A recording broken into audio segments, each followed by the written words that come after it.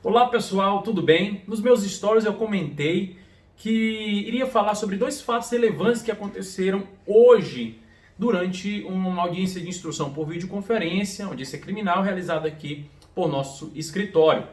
Pois bem, a primeira foi a seguinte: no momento em que foi aberta a sala virtual, apareceu ali a janelinha onde deveria se mostrar os acusados que estavam presos no presídio ainda. Mas ocorreram alguns problemas e em determinado momento a imagem deles fechava, apagava, em que pese o áudio estivesse prestando, estivesse funcionando. Eles podiam, portanto, nos ouvir, como também falar algo se quisesse. Mas a dica que eu queria deixar aqui é o seguinte, com relação a esse primeiro fato: não abra mão 1 milímetro sequer do direito do seu cliente acompanhar de forma integral a produção da prova. Se ele, por acaso, não está vendo, não está conseguindo ver todas as pessoas que estão no ambiente virtual, você precisa se pronunciar, você precisa levantar uma questão de ordem e pedir ao juiz que seja a ele concedida a oportunidade de participar efetivamente da audiência. Se o áudio dele é cortado e ele não consegue ouvir, por exemplo, algumas testemunhas ou o pronunciamento do juiz, enfim, se ele perde parte da audiência porque houve um problema de áudio e de vídeo, não se pode tolerar isso.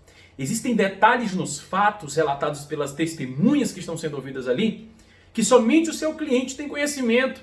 Você, por mais que tenha falado com ele, não chegou a conhecer daqueles detalhes.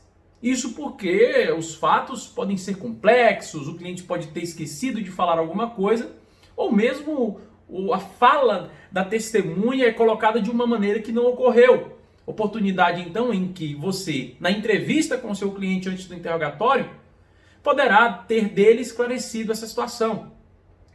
Então, não abra mão em ambiente virtual de fazer com que o seu cliente acompanhe devidamente a produção da prova. Se falhou o vídeo, peça para parar. Se falhou o áudio, peça para parar. Inclusive, antes disso, se puder, já advirta o seu cliente ali mesmo. Olha, se tem algum problema no áudio, no vídeo, relate-nos, tá certo?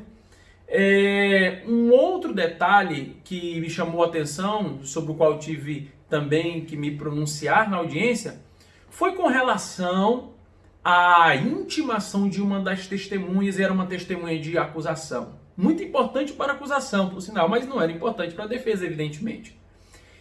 A carta precatória dessa testemunha não foi devolvida, porém, o servidor do fórum entrou em contato por telefone e por meio também de mensagem com essa testemunha e ela confirmou que participaria. No momento, todavia, da audiência, esta testemunha não apareceu. A carta precatória, portanto, não havia sido cumprida de intimação. Resultado: essa testemunha foi ou não intimada devidamente?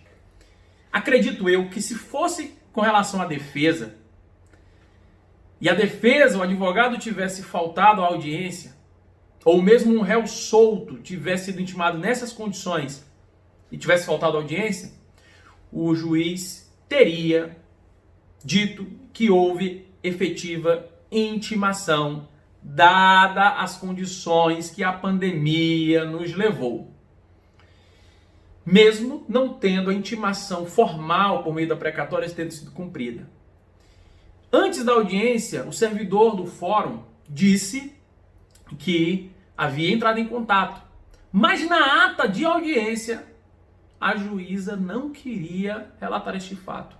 E eu impugnei, levantei essa questão de ordem. A ata de audiência, ela tem a finalidade de relatar, de deixar claro todos os atos e fatos praticados naquele momento, na audiência.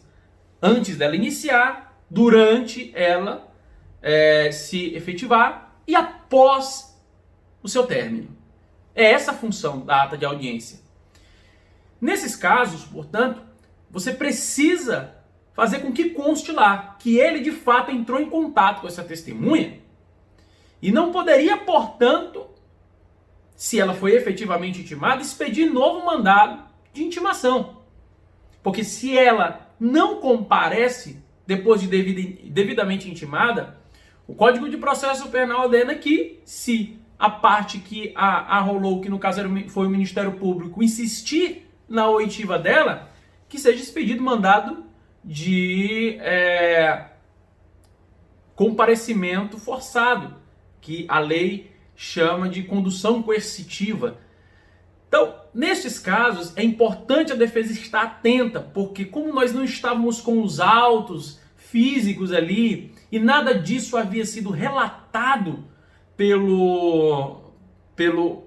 formalmente pelo o servidor do judiciário que estava imbuído de cumprir essas intimações, nós precisamos nos manifestar para garantir o devido processo legal, sem o atropelo da lei, e as garantias do jurisdicionado, do nosso cliente que estava ali. Tá certo? Então, esses detalhes não podem escapar a você. A audiência por videoconferência requer um cuidado maior ainda.